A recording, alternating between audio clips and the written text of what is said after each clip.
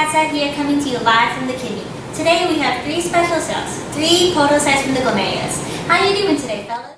OMG, I'm on TV! Hi, Mom! Hello everyone, welcome to my Monday morning special starring me and only me, Chief Poto. Let's just get this over with.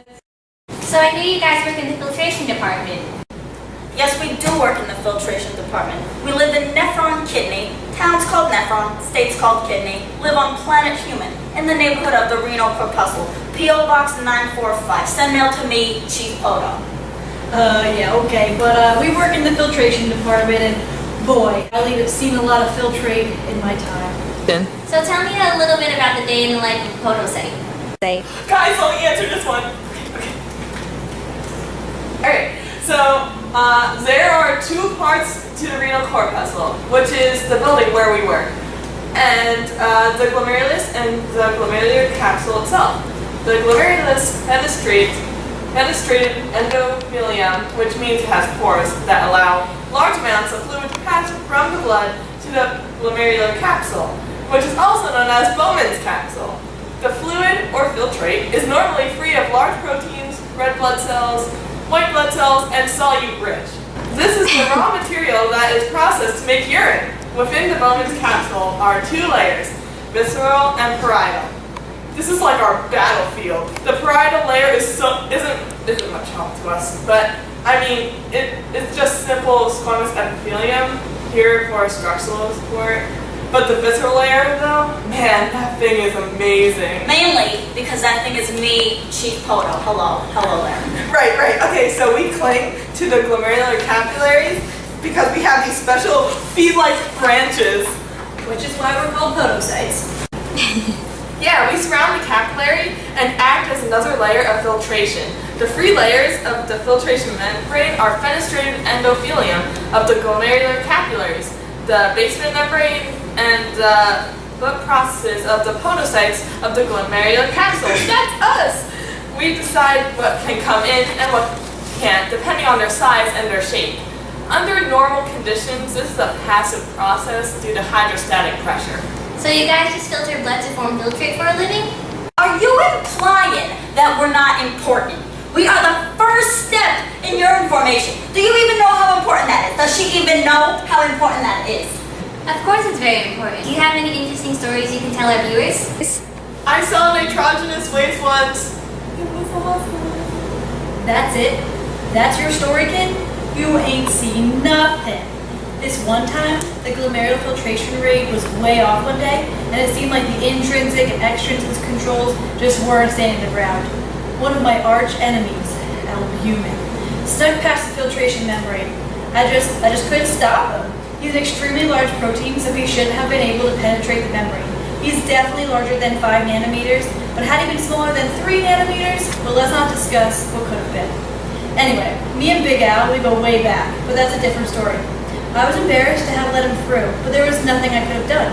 A glomerular mesangial cell had to come in as backup. The bloodshed, it was unspeakable. I'm sorry. Oh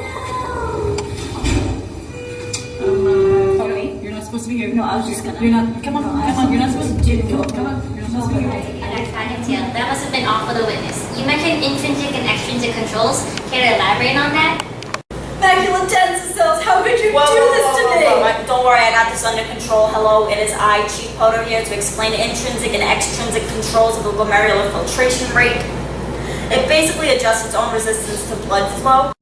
The purpose of the controls in general is to regulate the glomerular filtration rate. The rate needs to be tightly regulated or it affects blood volume and urine output. What my blubbering pal over here was trying to say is that it might have had something to do with the macula densa cells if it had something to do with the intrinsic controls. If it was indeed a case of these faulty intrinsic controls, the macula densa cells may have been the perpetrators. See, one type of intrinsic control is tuboglomerular feedback. Macula densa cells are in charge of responding and handling these imbalances.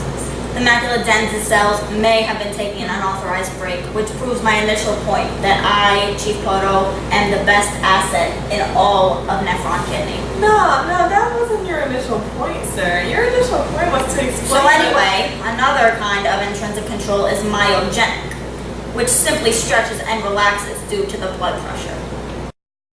how about the extrinsic controls? Controls? Guys, I got this one. Okay.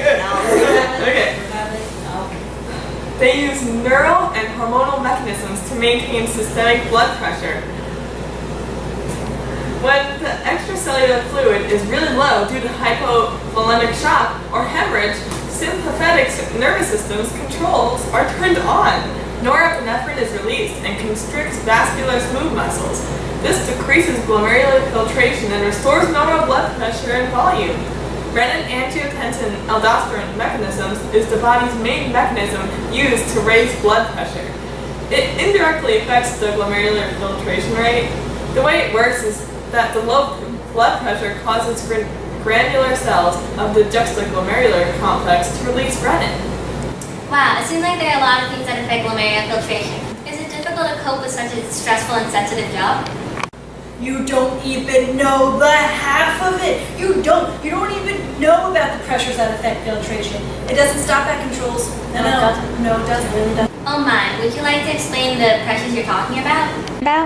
Well, there are inward pressures and outward pressures, and the inward pressures work against us and inhibit our formation of filtrate, and the inward pressures are my arch enemies. Yeah, he has a lot of arch enemies. I've been on the front line for over 6 decades. It is a battlefield out there where you don't even understand. But except for those outward pressures, they're really nice. They're really nice.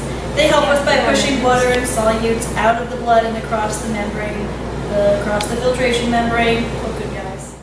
Well, there you have it. Everything you've been dying to know about glomerular filtration and the renal corpuscle. Join me again next week when I interview those crazy salivary glands.